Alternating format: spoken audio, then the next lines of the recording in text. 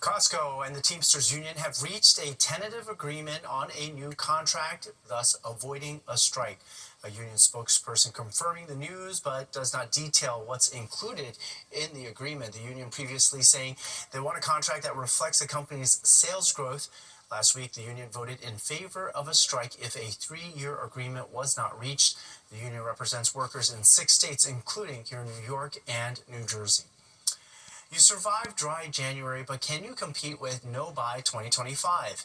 It is a new trend where people focus on paying off debt. Fox 5's Teresa Priolo shows us more and more people are jumping on this No Buy bandwagon. There's a new shopping trend anticipated to take over in 2025. The rise of the Buy Nothing group, which is exactly as it sounds, a way to barter and trade the goods you have for the goods you need or want. Lisa Clark is the CEO of the Buy Nothing Project. The Buy Nothing Project is the world's largest network of gifting communities, which means we are hyper-local gift economies that are in any community that anybody wants to have one.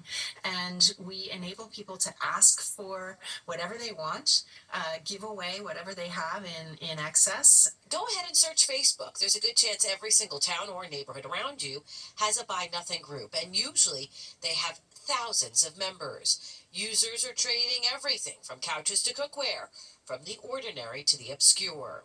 We have 1.4 million people who are in the Buy Nothing app and 12.5 million people in Buy Nothing Facebook groups. The whole idea of Buy Nothing groups, or this idea of a gift economy, really goes hand in hand with the idea of underconsumption. But the financial expert I talked to said, really, this all goes back to the economy.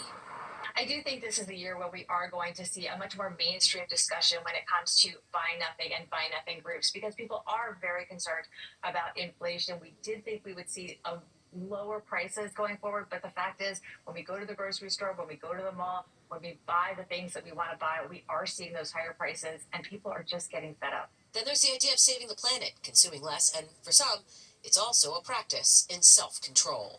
In Totowa, Teresa Priolo, Fox 5 News. Well, many New Yorkers, we speak for them, I think, are ready for winter to end, and hopefully Punxsutawney Phil can deliver on that. Will he or won't he see a shadow tomorrow? But Phil's not the most accurate weather predicting groundhog out there.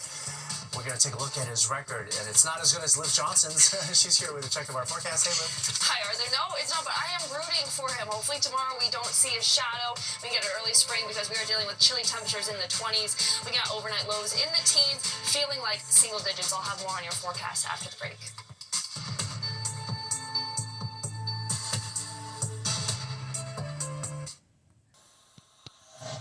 Punxsutawney Phil might be the most famous, but apparently he is not the most accurate weather predicting groundhog. That honor goes to New York's very own Staten Island Chuck. Go Chuck. The National Oceanic Atmospheric Administration, or better called NOAA, compared critters that announce a spring will arrive early, and Chuck is #1 at it. NOAA says he's right 85% of the time. Phil was far off, ranked number 17. He's right 35% of the time. We're going to find out what Phil and Chuck foresee tomorrow, because tomorrow is Groundhog Day. Excuse me, that's the cold, right? Well, time now for our weather. Liv Johnson has our high batting average. She joins us now. Hey, Liv. Hi, Arthur. Well, let's talk about Groundhog Day a little. This started all the way back in the 1880s. I would love to know what their idea was and how they thought of this, but that's how long it's been going on. More than 100 winters, 39% accuracy rate. Arthur said 35, so it's one of those, 35 or 39. But tomorrow we are hoping for no shadows so that we can get an early spring, and it is going to be cloudy tomorrow, so there is a chance that Staten Island Chuck pulls through and we get an early spring. Current temperature is 23 degrees in New York. We have 24 over LaGuardia, and same thing down in Atlantic City. But with that wind chill, we are feeling like the teens, almost feeling like single digits. So it feels like 12 in New York City, 6 in White Plains, same thing up in Poughkeepsie, and 17 down the shore. Now, that's going to get even more intense over the next couple of hours. In our overnight hours, it's going to feel like single digits. This is at 2 o'clock in the morning, 8 for New York, 5 for White Plains, and then into the negatives for Poughkeepsie, almost there for Hartford. And then tomorrow morning, same thing. It's going to feel like about 12 degrees at 8 a.m., 0 up in Poughkeepsie, and in the negatives for Monticello. And a mix of that cloud cover plus cooler temperatures is going to keep us feeling like the 20s for most of the day tomorrow. So not the greatest day outside. Wind speeds have picked up compared to yesterday, 14 miles an hour right now in New York City. A lot of it's between about 5-15 miles an hour, and it's a northerly wind, so it's bringing us cooler air. We do have wind gusts right now in New York and Newark. We've been going in and out of that today, but we've just seen peak wind gusts at about 25 miles an hour. Tomorrow should be a little less breezy. Now, we got up to about 37. I know this says 47, but that's because our high on Friday actually hit at midnight, and that was 47 degrees, which you remember. It felt really nice yesterday. So we got to about 37. This is more accurate, 35 for Poughkeepsie, 37 for Hartford, and it'll be very similar tomorrow.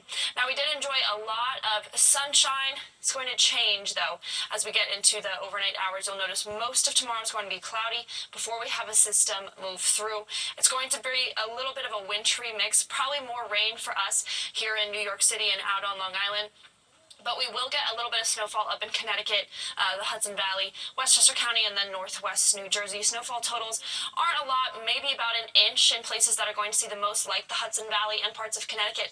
For us, it'll be just a dusting if anything sticks. You might just notice some flurries. Just like I was saying, if anything, we'll just see a little bit of a dusting, same thing out on Long Island, and then maybe an inch and a half up in Connecticut and the Hudson Valley. Lows tonight in the teens, like we were looking at though, with that wind chill, it's going to feel like single digits, and then tomorrow up to 37 degrees, 31 if you're up in the Hudson Valley, but then we get a lot warmer on Monday. It's going to be a high of about 50 degrees. We'll see if we'll hit that maybe 48, 49, and then a mix of sun and cloud cover. Then we should be dry until Wednesday, where we have the same kind of wintry mix situation hitting us. We'll be right back.